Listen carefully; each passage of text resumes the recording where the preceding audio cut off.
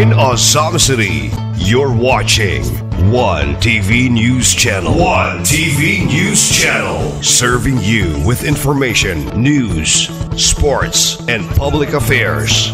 One TV News Channel. One TV News Channel. Serving you with love. Ang telebisyong pangmasa. One TV News Channel. One TV News Channel.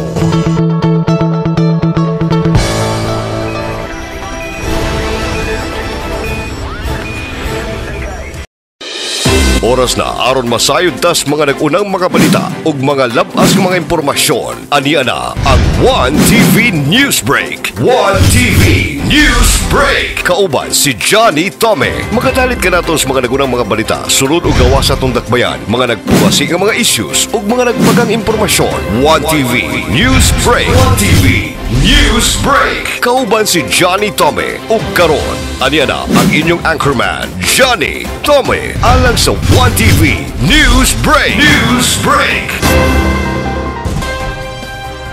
Higala, kumusta? Ako si Johnny Tome, ang moto sa News sa nagbagang mga balita sa One TV News Break Misamis Occidental.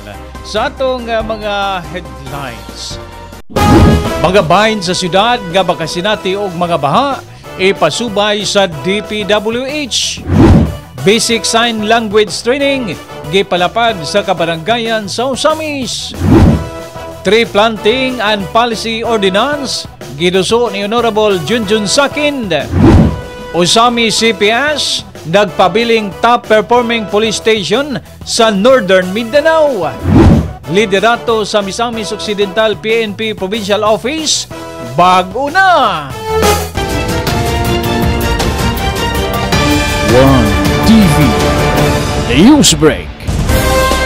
Og karon sa detalyas sa nagbagang mga balita sa One TV News Break Misamis Occidental. Mga bahin sa syudad nga makasinati og mga baha ipasubay sa DPWH. Gitubag na sa Osami City Hall ang mga reklamo labot sa mga bahin sa dakbayan sa Osamis nga makasinati og mga pagbaha sa higayon nga kusog ang ulan. Atol sa ulahing regular session sa konseho ning syudad, gihimuan gilayon og resolusyon ang sulat pamahayag ni Mayor Sam Norman Go Puentes kadaghangyo sa presensya sa Department of Public Works and Highways 2nd District Office aron sa pagtuon og paghatag og rekomendasyon alang sa kasulbaran. Sa resolusyon nga giduso ni Committee on Public Works and Infrastructure, Chairman Honorable Saulo Salvador, iyang gipaklaro nga ang bahin sa syudad nga makasinati og mga pagbaha kini ang bahin sa New Road sa Karangan Buli og Barangay Bañadero, Oxibal sa may sitio Bangkal Aguada og Circumferential Road, partikular sa may Imcor Beast Bike og ang bahin sa Gango, partikular sa may simbahan padulong ngadto pasulod sa Barangay San Antonio. Malungtarong sulbad sa pagbaha ang gustong mahitabo ni Mayor Sam Norman G. Puentes pinagi sa tukmang drainage system og exit sa tubig og dili na mohatag og kabalaka sa mga residente og kahasol sa mga motorista sa higayon nga mag-ulan. 2nd District Engineering Office, Department of Public Works and Highways, Region 10, to undertake fact-finding, planning, and recommendatory action to address severe flooding along the Osamis City Clarin Interior Bypass Airport Link or Oxibal, particularly the Oxibal-Bañadero Karangan Road, the intersection of Mayor Fernando Bernat Avenue and Benjamin Alinas Fuentes Avenue, specifically the area near Emcor and Shell, in Don Anselmo Bernat Avenue, and particularly from City Hardware to Gango Elementary School and in Barangay Bañadero, particularly in Purok 4, Purok 5, Sais, City, and Purok 8. Madam Chair, on first reading with reservation. And Barangay San Antonio.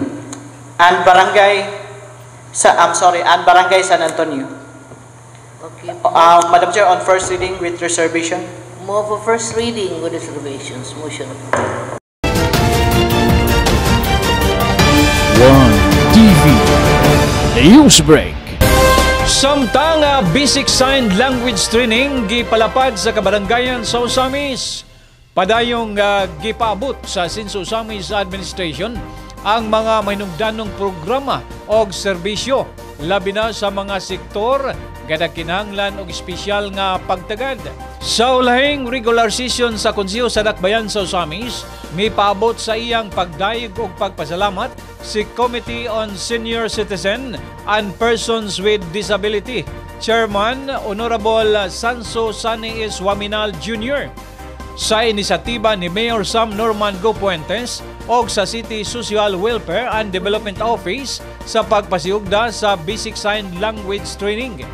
Target sa maong programa ang mga individual nga adunay kabilinggan sa pagdungog, din ang mga PWD President sa matag barangay mao'y gibansay sa Basic Sign Language aron sila na ang mopaambit sa ilang nahibalaan ngadto sa ilang ginsakupan. Sa iyang manifestation, gusto ni Honorable Sani Waminal nga ipadayon ang maong programa aron mas daghan pang mga deaf and mute nga matudluan og basic language kon basic sign language aron matubag ang communication barriers og makaangkon usab og oportunidad sa panarbaho sama sa normal nga mga individual. May apilar si Honorable Sani Waminal nga unta mas daghang mga balay patigayon sa Dakbayan sa Osamis ang mudawat og employment sa mga deaf and mute. Gumikan kay sa pagkakaroon ang Osamis City Hall og ang Carmilas Refreshment and Delicacies pa ang iyang nahibawan nga nang dawat og empleyado. Osamis City has 3,397 registered persons with disabilities. 3,397 registered persons with disabilities as per record in CSWD. A portion of this number includes our deaf and hard of hearing constituents who continue to face limitations in employment and access to services. During the training, the resource speaker emphasized an important concern. Only two institutions in our city, the LGU and Carmilas, currently accept deaf workers. In the course of the event, I expressed my support for initiatives that build skills, expand opportunities, and strengthen representation for our PWD community, equipping our barangay PWD presidents with basic sign language is part of ensuring that they can better coordinate with their members and participate effectively in local governance. Thank you, Madam Chair. One TV News Break. Samtang tree planting and policy ordinance giduso ni Honorable Junjun Sakin. Pasado na sa first reading ang sugyot balaod nga giduso ni Committee on Environment Chairman Honorable Juanito Sakin Jr. nga gitawag og implementing tree planting and policy ordinance. Sa siya na kanayon nga tumong sa maong proposed ordinance aron adunay konkretong aksyon sa lokal nga level ang nagpadayong global concern sa climate change, promote reforestation, restore ecological balance, and sustainable environment for future generations.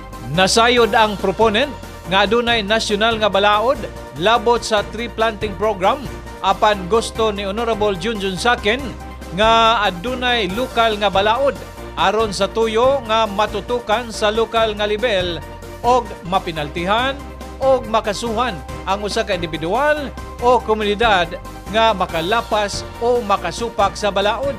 Nakasiguro si Honorable Junjun Sakin nga ikalipay kini sa Department of Environment and Natural Resources o sa mga environmental advocate. Ang umaabot nga mga implementasyon sa balaod nun, gumikan kay mabantayan ini ang mga similya sa kahoy gikan sa pagtisok hangtod sa pagdako niini. Iyang gipahinumduman ang publiko nga dili kalimtan ang mahinungdanon sa mga kahoy alang sa balansing kinayahan, biodiversity o proteksyon sa lihok sa panahon. An ordinance implementing tree planting policy to mitigate climate change, promote deforestation, restore ecological balance, and ensure sustainable environment for present and future generation. And Honorable Chair, this ordinance be referred to the appropriate committee on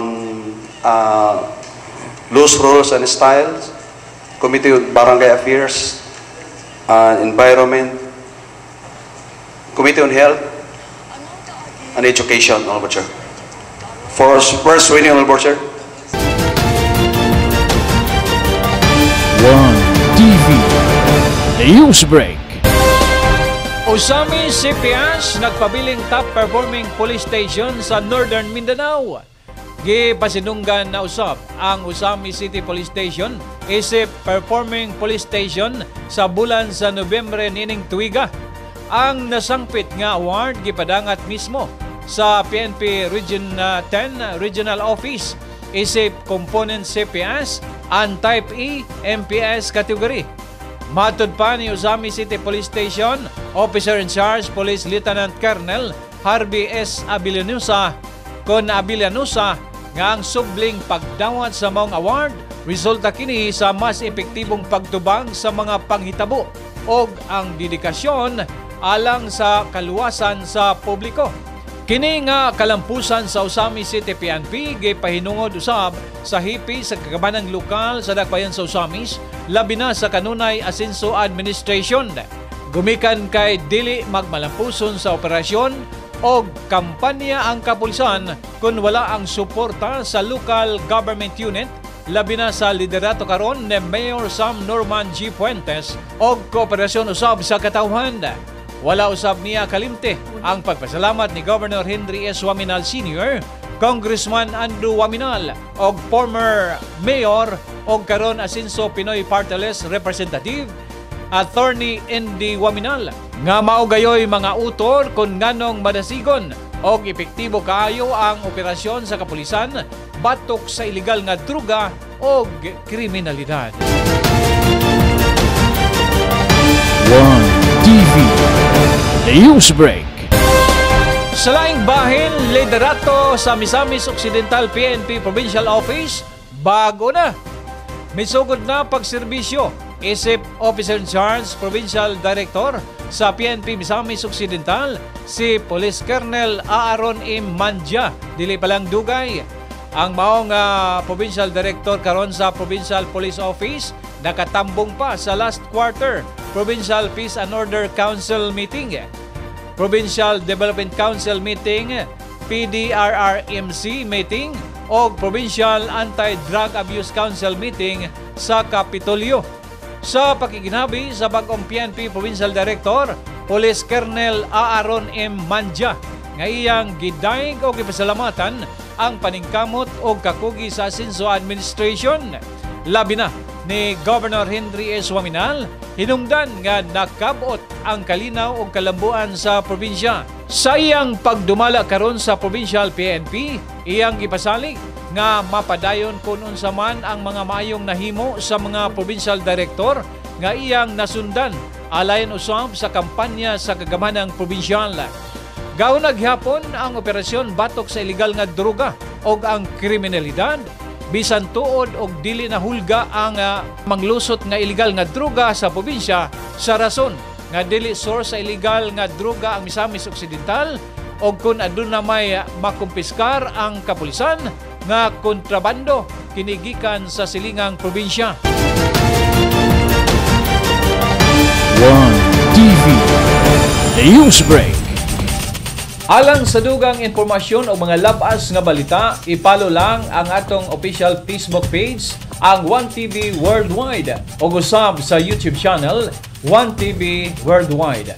Makita usab ang 1TV Channel sa Pel Products Cable TV, Channel 16, ang 1TV News Channel, Misamis Occidental. Mao katong hanay sa nagbagang mga balita sa 1TV, Newsbreak Misamis Occidental. Akong mga pagpasalamat sa tanang mga televiewers ug mga sponsor nga kanunay nagpaluyo sa 1TV News Channel. Mga pagpasalamat sa itong mga sponsor sa manining musunod. This portion is brought to you by Gloria Bazaar, Main Branch, Rizal Avenue and Bernard Avenue, Uzamis City. Gloria Bazaar, Oroqueta Branch. Bryant Milling and Marketing, Uzamis City. Uzamis City People's Multipurpose Cooperative Incorporated. Luyo sa Public Mall, Purok 1, San Roque, Uzamis City. Maxwell's Corporation. Barato o brand new nga mga appliances, Dismark Uzamis. Kon motorsiklo, Remeo Uzamis. St. Joseph General Hospital Uzamis. Gushian Home Care Furnishing Incorporated, formerly FGK Trading, Anima Street, Barangay Aguada, Uzamis City. Odyssey Motors Incorporated, Uzamis. Paglaom Multipurpose Cooperative, Plaridel, Misamis Occidental. Gigi Mall, ang sariling atin in-store in Uzamis City, and McDonald's Uzamis Gigi Cinemas.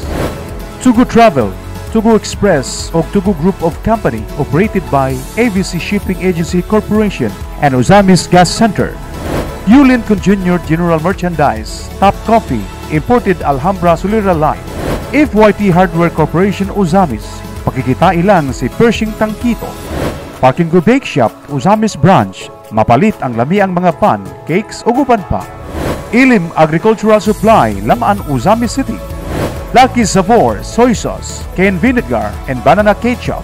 Star Mineral Wax Candle, ang kandila nga mulungtad ug dugay. Distributed by Fongsun Consumers Product Incorporated. Attorney Mars Tapayan. SK Federated President Honorable Janfield Duhay Lungsod.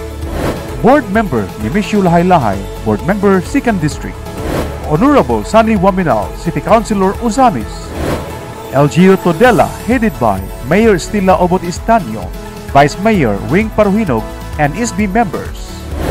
Governor Henry Sevilla Waminal Sr., Province of Misamis Occidental. Congressman Andu Waminal, Representative 2nd District.